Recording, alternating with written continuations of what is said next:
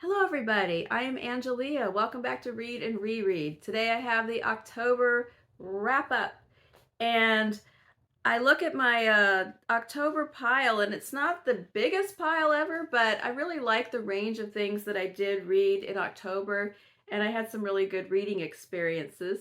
So I will kind of review them with you now. I've talked more in depth about these books during the Friday Reads videos in October if you want to see a little bit more about them, but I'm going to just kind of quickly go through them with some, summary thoughts. First of all, I'm going to get the DNF out of the way, and that was 3 Men in a Boat by Jerome K. Jerome.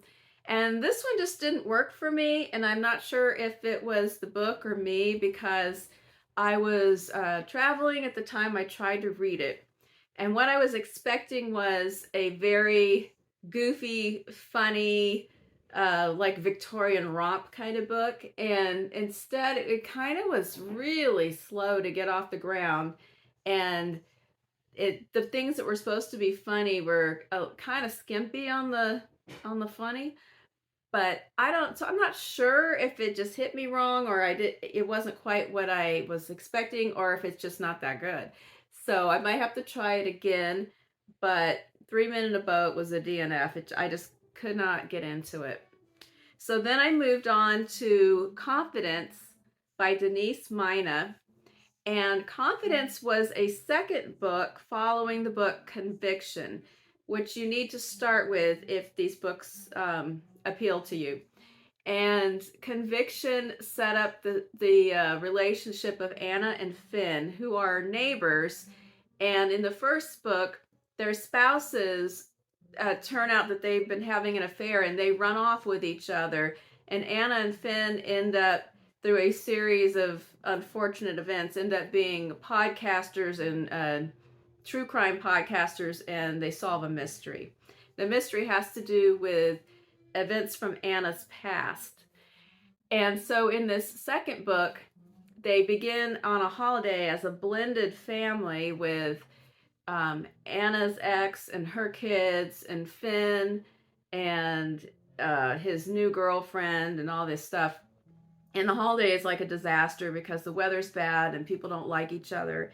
And then Anna hears a really interesting podcast, and she decides to just run off and go investigate this new crime, and Finn goes with her. So that's the setup. But Mina leaves so many loose threads in this story that obviously she's planning to do a third book, because there's just a few things that are just like dropped out there and not covered at all. They're like, what the what? So I felt like it was a bridge book, and it was okay. I enjoyed it. The mystery itself was really convoluted, and you have to read it closely because there's a bunch of characters and they're all like lying and conning one another, and a bunch of stuff about counterfeit art and fraud and theft. And so that it seems like it's moving along in a breezy fashion, but you better read all the details because otherwise it doesn't make any sense. So there's that, and then there's all the unfinished business. So it definitely felt like an in-between piece of the sandwich, and I'm expecting there's going to be a third book. Then we had, then I did go back to the Victorian era once again and read Moonstone. This was a reread. I haven't read this book since maybe, I don't know, way back maybe in graduate school. It is considered to be one of the earliest detective full-length novels, and as a mystery, it holds up pretty good until the end, and then it kind of Scooby-Doo's out and gets a little crazy. But it is also very lengthy. Similar to many of Dickens' books, it was published in serial format, and so Collins did have some motivation to take his time with the story.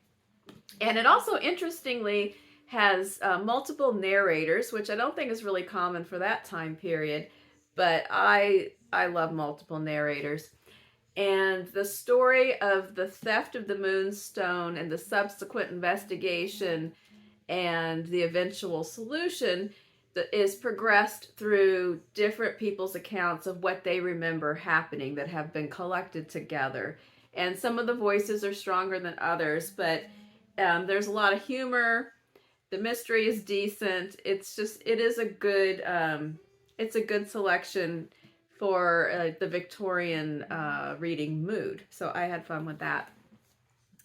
Then I lurched all the way up to the current times and read Stories from the Tenants Downstairs by Sidik Fofana. I had read one of the stories previously when I did Shorty September. So my thought was I was going to just read one or two more to continue reading some short stories in October. But instead I got engrossed and read the whole thing, because the stories are interrelated and they have to do with the people who live in Banneker Terrace, an apartment building in Harlem that is undergoing gentrification. It has been bought out by new owners and they are gradually displacing the residents by jacking up the rents, collecting on people who are behind in their rent, and shuffling people into smaller apartments, and just basically pushing people gradually out of their homes. Some of the residents have lived there for decades or generations, and they didn't really plan to leave, and now they're finding themselves looking around and wondering, you know, where can I afford to live? So that's a main underlying theme. And then the people just have all kinds of other everyday life problems going on. And the stories move from person to person, but they connect because most of them know other people, and the strands kind of go together. So it's hard to just stop and leave. You keep wanting to read on and hoping to see glimpses of the people and other stories. But it's really an excellent collection, and I do recommend this book very highly. Stories from the Tenants Downstairs. Then the next one I read is that book where, you know, in your month you need a little fluff and froth to sort of lighten things up, and that was Counterfeit by Kirsten Chen. This was a selection from my book club, and this was about the counterfeit luxury handbag industry. And it was the story of a woman named Ava, who is kind of at a crossroads. She's a lawyer, and she's Chinese American. Her husband is French. She has, you know, reached a certain point in her career, but she's been staying home with her young child, who's about 2 years old. And it's kind of coming up to the point where she was going to go back to work, and she's starting to realize that she kind of doesn't want to go back to that. But she has not, you know, come out and had that discussion with her husband. And he gets a job where there's a long commute, and he takes an apartment. And anyway, there's strains going on there, and she feels like she's kind of stuck with all the childcare, even though she does have a full-time nanny. But anyway, during this time of change, she reconnects with an old college roommate who back in the day seemed kind of clueless and dorky and left abruptly in the middle of the year, but now she is very polished and poised, and it turns out that she is part of a counterfeit handbag kind of scam that Ava gets drawn into. And so you do learn about that industry. I don't know if it's like totally accurate, or did she do a lot of research about it, but it was fun to hear about it and to think about it. And it's the kind of book, like, you don't think too hard, because you're going to see a lot of holes in the plot or inconsistencies. I think it would play well as a movie. It would be really entertaining, but it was just fun. Then the next one was the heavy hitter, the star of the show, the jewel of the month, and that was Hamnet by Maggie O'Farrell. Beautiful, exquisite novel. I waited a long time to read this. When it first came out, I did hear about how good it was.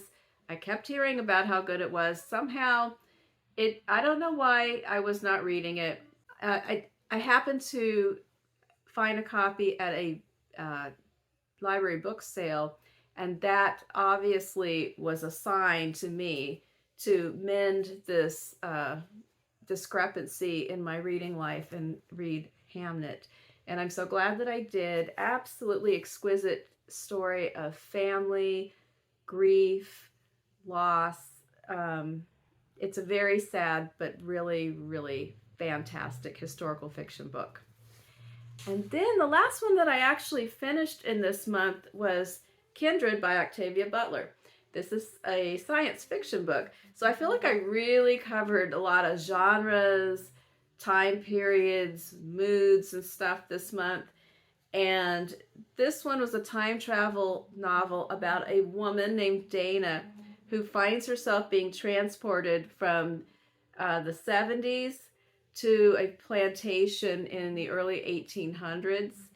And Dana is a young black woman who is married to a white husband, and they're both writers. And at different points in the story, they both get involved in the time traveling, and they experience the past in different ways that do affect their marriage in the present. And also, she just has occasion to explore a lot of things about our society, race, power, the dynamics between women, the dynamics between women and men. I mean, there's a lot of interesting issues going on in this book. I didn't completely love it. There was some, I can't exactly put my finger on it, but there was some things about the style of the writing that occasionally I didn't feel like I was 100% engaged with the characters. I felt like I was just sort of observing this plot a little bit. It's kind of hard to explain. Like sometimes you get so engrossed and you're just there like this. And sometimes you're reading it and you're liking it, but you still feel removed. And that I kind of had that feeling in this book. But I did like it. Had lots of good things. I think it would be really good to read in a discussion group because I had stuff to ask about or talk about that I'm not really covering right now. So maybe at some point I will have an opportunity to talk about this book with somebody else. But that was the last one that I actually finished. I've been reading Shrines of Gaiety and I finished it last night, but last night was November the 1st, so it did not make the cut, but it will be in the November video. But that was it. That's what I read this month. I hope that you also had an excellent month of reading in October. Let me know any other thoughts or comments you have about these books or books what was your star of October? Mine was definitely Hamnet, but I would say the runner-up was Stories from the Tenants Downstairs. That's it. Have a great day. I'll talk to you soon. Bye-bye.